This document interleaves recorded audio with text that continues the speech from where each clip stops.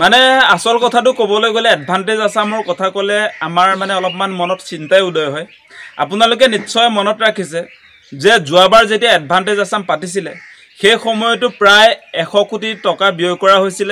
100 কোটি টকা ব্যয় কৰাৰ উপৰি আসলতে দেশ বিদেশৰ পৰা প্ৰায় 4000 বিনিয়োগকাৰীয়ে গুৱাহাটীত বাহৰ পাতিছিলে আৰু অসমৰ ৰাইজক বিজেপি চৰকাৰৰ ফালৰ পৰা হিমন্ত বিশ্ব শৰ্মাহঁতৰ ফালৰ পৰা সপোন দেখুওৱা হৈছিল যে এইবাৰ অসমত ইণ্ডাষ্ট্ৰি প্ৰতিষ্ঠা হ'ব। ইণ্ডাষ্ট্ৰি মানে নধৰা হৈ যাব আৰু সেই ইণ্ডাষ্ট্ৰিত অসমৰ যুৱক যুৱতীবিলাকে কৰ্মসংস্থাপন পাব।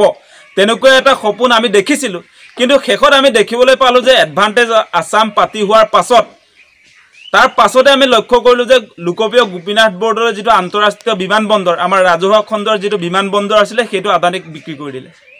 তাৰ পাছত আমি লক্ষ্য কৰিছিলোঁ যে কাজিৰঙা ৰাষ্ট্ৰীয় উদ্যানটোকো তেওঁলোকে ব্যক্তিগত খণ্ডক গতাবৰ কাৰণে যত্ন কৰিছে আৰু এফালৰ পৰা এনেকৈ আসলে অসমৰ যিবিলাক সম্পদ সেই সম্পদবিলাক ব্যক্তিগত খণ্ডক গটোৱাৰ যিটো কাৰ্যসূচী সেইটো আৰম্ভ হৈ গৈছিলে। আৰু সেইকাৰণে এতিয়া যিটো তেওঁলোকে পুনৰ হিমন্ত বিশ্ব শৰ্মাই এডভান্টেজ আসাম 2.0 এইবাৰ তেওঁ গুৱাহাটীত নাপাতি সেইটো মুম্বাইত পতাৰ কথা কৈছে। মুম্বাইত সেই যিটো কাৰ্যসূচী তেওঁলোকে লৈছে যে এডভান্টেজ আসাম 2.0 এডভান্টেজ আসাম 2.0ৰ কাৰণে আজিৰ দিনটোৰ পৰাই মুখ্যমন্ত্ৰী হিমন্ত বিশ্ব শৰ্মাই বিনিয়োগকাৰী বিচাৰি আসলতে বিদেশ ভ্ৰমণ আৰম্ভ কৰিছে।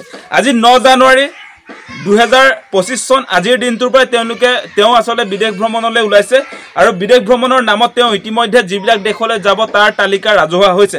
আজি 19 জানুৱাৰীত তেওঁ থাইলেণ্ড আৰু UAE যাব, 12 জানুৱাৰীত তেওঁ UK যাব, 13 জানুৱাৰীত মালয়েছিয়া, 16 জানুৱাৰীত ছিংগাপুৰ, 16 জানুৱাৰীতে তেওঁ দক্ষিণ কোৰিয়ালৈকে যাব আৰু 20 জানুৱাৰীত তেওঁ জাপান আৰু 23 জানুৱাৰীত তেওঁ আমেৰিকা যুক্তৰাষ্ট্ৰলৈ যাব।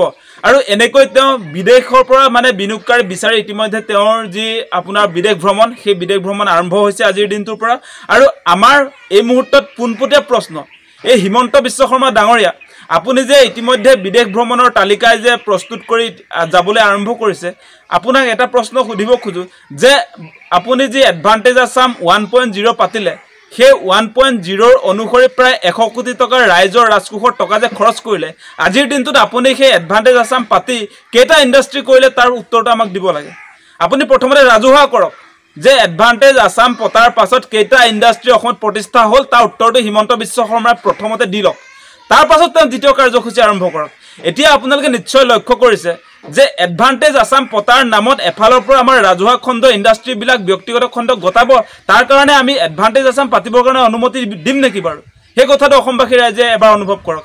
আপোনালোকে নিশ্চয় দেখিছে তেওঁলোকে যেতিয়া এডভান্টেজ আসাম পাতিছিলে, এডভান্টেজ আসাম পতাৰ সময়ত আপোনাৰ সেই জাগিৰোডৰ পেপাৰ কলটো চলিত অৱস্থাত আছিলে, কাছাৰৰ যি 5 গ্ৰাম পেপাৰ মিল সেইটো চলিত অৱস্থাত আছিলে, কিন্তু আজিৰ দিনটোত সেইবিলাক মাৰি পেলোৱা হ'ল।